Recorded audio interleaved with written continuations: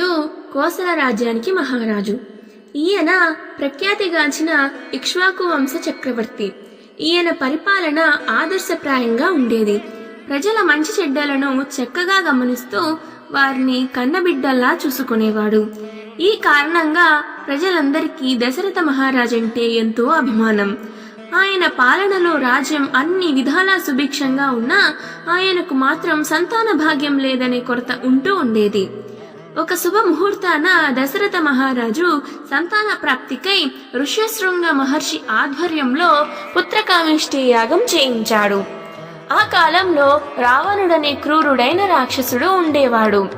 అతడు బ్రహ్మదేవుని వరప్రసాదంతో విర్రవీగి దేవతలను ఋషులను నానా హింసలు పెడుతుండేవాడు. ఈ హింసలు భరించలేక దేవతలు బ్రహ్మదేవునితో కలిసి శ్రీ మహావిష్ణువు వద్దకు వెళ్లి ఆయనతో, మహాప్రభు, ఈ దుష్ట రావణుణ్ణి సంహరించి మమ్మల్ని రక్షించు అని మొరపెట్టుకున్నారు. శ్రీ మహావిష్ణువు మందహాసంతో, సరే, నేను దశరథుడి పుత్రుడిగా జన్మించి రావణుణ్ణి సంహరిస్తాను అని అభయం ఇచ్చాడు.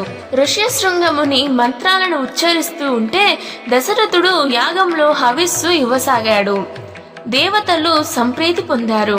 అగ్నికొండం నుండి ఒక తేజోమూర్తి ఆవిర్భవించి దశరథుడికి ఒక పాత్రను అందిస్తూ, నీ యాగానికి సంప్రీతులైన దేవతలు ఈ దివ్య పాయసం నీకు సమర్పిస్తున్నారు. ఈ పాయసాన్ని నీ పట్ట మహిషులకు పంచిపెట్టు, నీ కోరిక ఈడేరుతుంది అన్నాడు.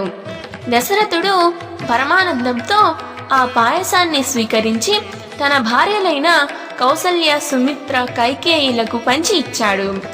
కాలక్రమాన దైవాంశ సంభూతులైన 4 పుత్రులు వారికి కలిగారు. శ్రీ మహావిష్ణువే రాముడిగా అవతరించి కౌసల్యకు జన్మించాడు. ఆదిశేషుడు లక్ష్మణుడుగా సుమిత్రకు జన్మించాడు. భరతుడికి కైకేయి తల్లి అయింది. సుమిత్రకు శత్రుఘ్నుడు 2వ కుమారుడు. ఈ రోజును శ్రీరామనవమి అనే పండుగ దినంగా ప్రజలు నేటికి వేడుకతో జరుపుకుంటారు. తర్వాతి భాగంలో అయోధ్యకు విశ్వామిత్రుడి ఆగమనం గురించి తెలుసుకుందాం. సెలవు.